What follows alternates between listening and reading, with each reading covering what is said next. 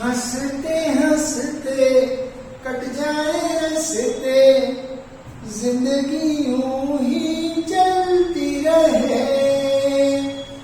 खुशी मिले या गम बदलेंगे ना हम, दुनिया चाहे बदलती रहे। हेलो नमस्ते, मैं हूं आपका दोस्त हेमंत देशपांडे। स्वागत है आपका मेरे YouTube चैनल पर जिसका नाम है डीपी सर की क्लास। डीपी सर की क्लास। हम यहाँ पर आज श्री गणेश कर रहे हैं क्लास 11th के सिलेबस। और चूंकि ये हमारा श्री गणेश है तो हम ज्यादा बड़ा वीडियो आपको नहीं दिखाएंगे। 15 मिनट में हम छोटा सा ट्रेलर देंगे कि हम किस तरह से आपको आने वाले पूरे साल में इस चैनल के माध्यम से अकाउंटेंसी का पूरा सिलेबस। हाँ, सही सुना तुमने, इधर उधर मत देखो, ये सच बात है। पूरा सिलेबस विथ प्रॉपर एग्जाम्पल्स पढ़ाया जाएगा। तो हम स्टार्ट कर रहे हैं अकाउंटेंसी क्लास 11 इंट्रोडक्शन। बेटा, बच्चों के दिमाग में कॉमर्स लेने के बाद सबसे पहला सब्जेक्ट, टॉपिक या ख्याल जो यही आता है दिमाग में कि आखिर ये अकाउंटेंसी क्या है। तो देखो, accountancy is a branch of social science. It is not a new thing for you. Everybody in the society is exposed to accountancy. Accountancy का मतलब क्या है? लेखाकर्म, पैसों का हिसाब किताब। Accountancy means maintaining records of money. Now, हमें समझने की जरूरत यह है कि इसका कॉमर्स से क्या संबंध है। तो देखो, मैं सोशल अकाउंटिंग की बात नहीं कर रहा, मैं घर में रखे जाने वाले हिसाब किताब की बात नहीं कर रहा, मैं बात कर रहा हूँ बिजनेस अकाउंटेंसी की। तो सबसे पहले मैं आपको बताता हूँ कि अकाउंटेंसी क्या चीज है। फिर इसके बाद हम बात करेंगे इसका अकाउंटिंग से कैसा और क्या नाता और क्या कनेक्शन है। दोनों टर्म्स लगती एक जैसी है लेकिन दोनों में डिफरेंस। What is accountancy? ये मेरी अपनी बनाई हुई डेफिनेशन है जो मैं आपको बता रहा हूं। आप ध्यान से देखिएगा, लगे तो अपनी कॉपी पेंसिल पेन निकाल के इसे नोट भी कर लीजिए। Accountancy is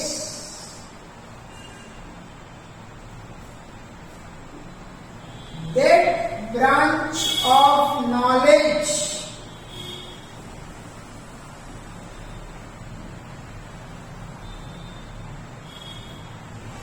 which contains theory, rules and principles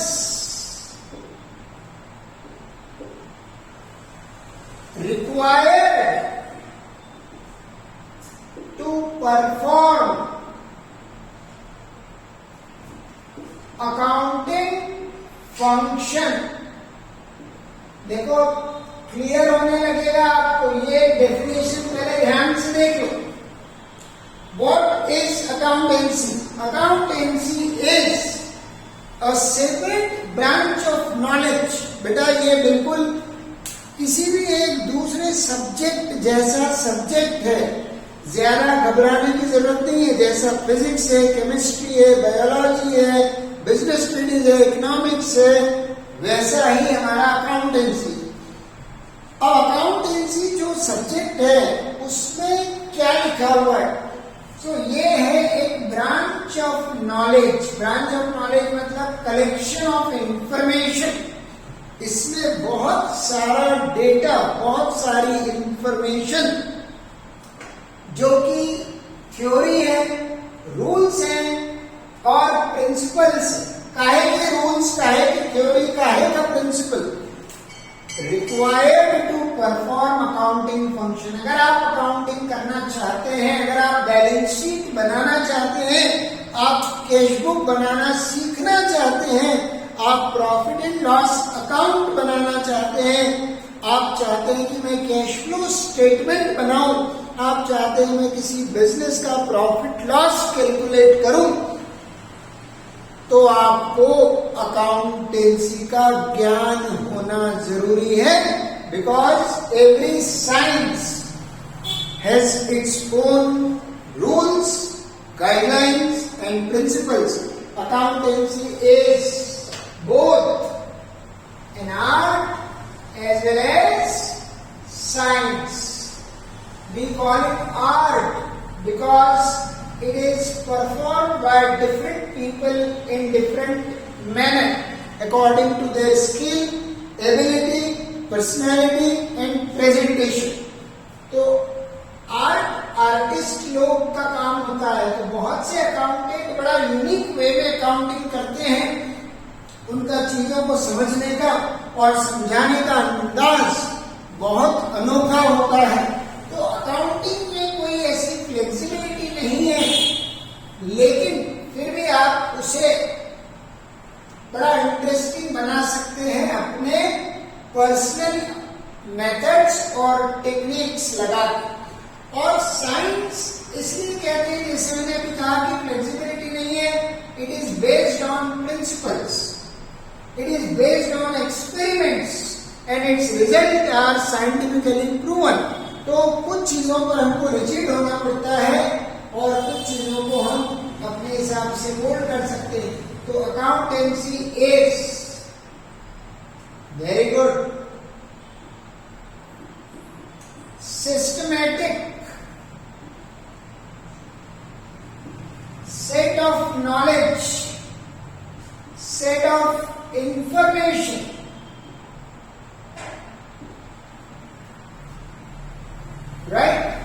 required for accounting purpose। तो अब कुल मिला के ज्ञान की बात यह है कि अकाउंटेंसी तो सिर्फ ज्ञान देगा। It will provide you information, it is a book, it is a subject. ये क्या है? ये बुक है। ये क्या है? ये सब्जेक्ट है। इसलिए हम इसको कहते हैं it's a noun, N-O-U-N। Noun is the name of person, place or thing। तो ये एक पैसिव चीज है जिसके अंदर नॉलेज भरा पड़ा है। खाली वही व्यक्ति इसका बेनिफिट उठा पाएगा जो उसको सीख के अकाउंटिंग करना चाहता है। जैसे मैंने एग्जांपल दिया था कि if you want to learn how to drive a car, तो when you are learning, you are undergoing the do's and don'ts, the rules, the principles, the guidelines। Car कैसे चलाते हैं, कार का इंजन कैसा होता है, स्टीयरिंग कैसा होता है, गियर कौन से कहाँ लगते हैं, ब्रेक कौन सा है, एक्सीलेटर कौन सा है और क्लच कौन सा। बहुत सारी चीजें बताई जाती है आपको। लेकिन जब आप कार चलाना सीख जाते हैं और कार चलाने लगते हैं तो कार ड्राइविंग इज अकाउंटिंग। मतलब कार चलाना सीखना यानी सिर्फ ज्ञान लेना और कार चलाना प्रैक्टिकल हुआ उसका। तो what is accounting? Accounting is application of, accounting is what? Application of knowledge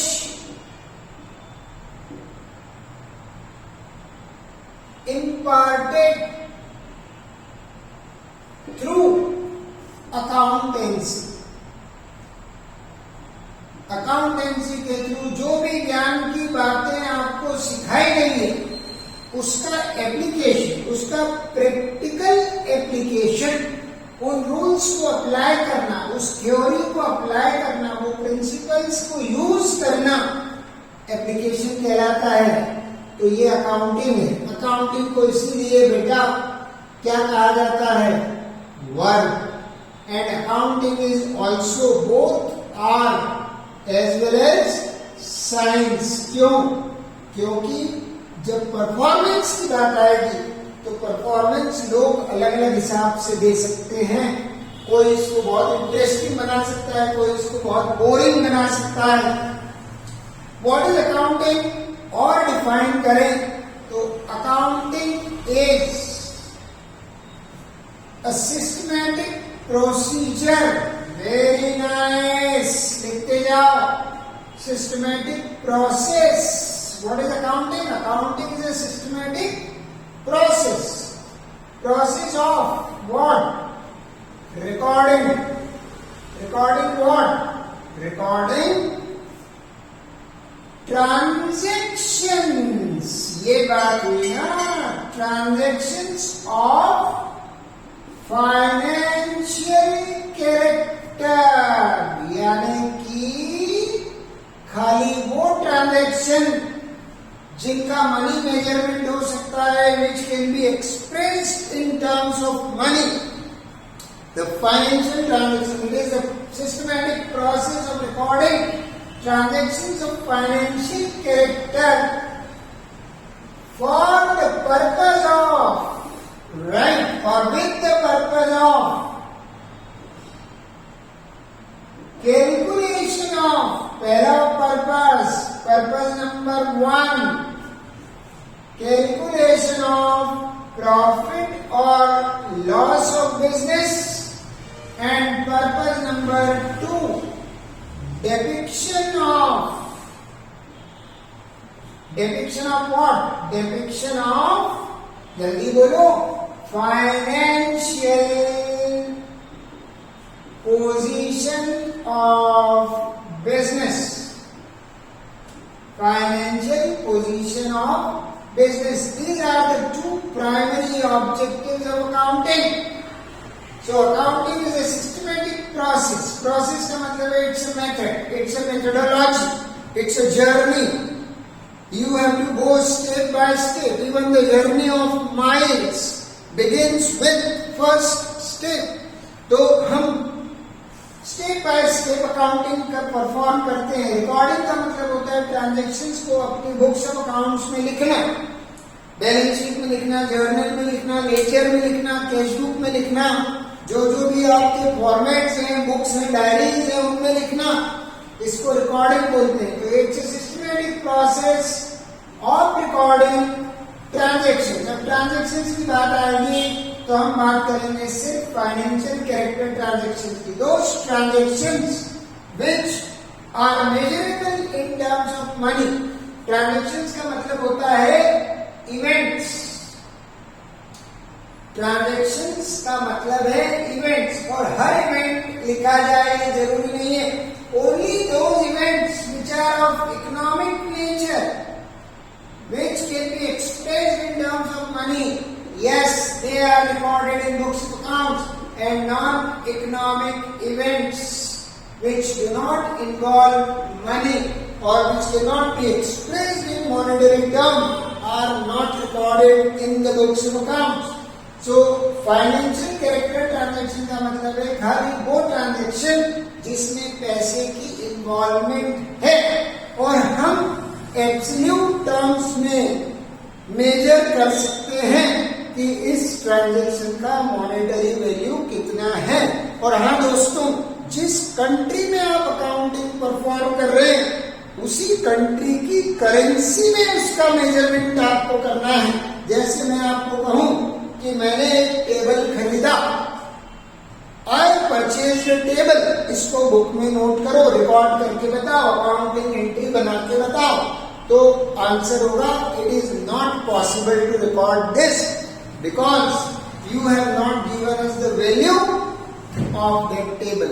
लेकिन जब मैं आपको कहूं कि I purchase the table for ₹2000, तब जी हाँ दोस्तों, तब वो बन जाएगा economic event. Table purchase, 1 table, 2 chairs. Sorry, entry cannot be made. But 1 table for 2000, 2 chairs for ₹500 each.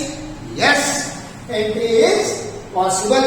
तो मैं क्या कहना चाह रहा हूं, ध्यान से बोर्ड की तरफ देखिए, जो जो बोर्ड पर लिखा है क्या वो आप पढ़ पा रहे हैं, पढ़िए, उसे गौर से देखिए, समझने की कोशिश कीजिए।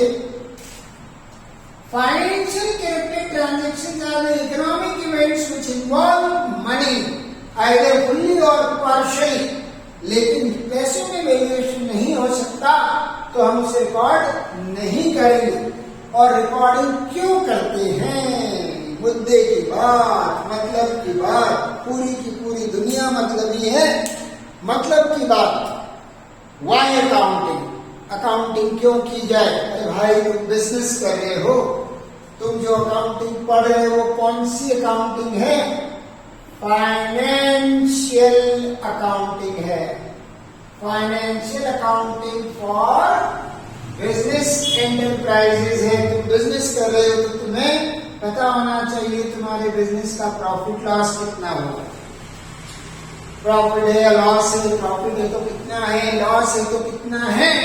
और फाइनेंशियल पोजीशन मतलब तुमको अपना फाइनेंशियल स्टेटस लोगों को बताना होगा। तुम्हारे पास कितने रुपए की एसेट्स हैं, कितनी लायबिलिटीज हैं, कितना तुम्हारा खुद का इन्वेस्टमेंट है।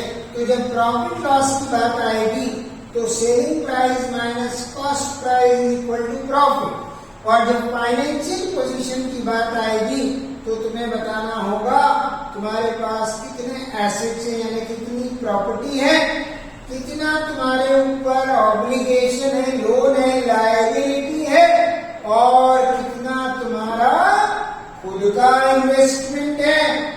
जब तुम्हारा इन्वेस्टमेंट अच्छा होगा, जब तुम्हारे पास प्रॉफिटेबिलिटी अच्छी होगी तो लोग तुम्हारी तरफ दौड़े आएंगे इन्वेस्ट करने के लिए। राइट फ्रेंड्स, तो ये है बेसिक अकाउंटेंसी और अकाउंटिंग का डिफरेंस, ये है इनकी बेसिक डेफिनेशन। जैसे मैंने आपसे वादा किया था 15-16 मिनट का वीडियो बनेगा जिसमें आपको मैं इंट्रोडक्शन दूंगा, लेकिन अगले वीडियो में हम बहुत सारी टेक्निकल और टू द पॉइंट बात करेंगे।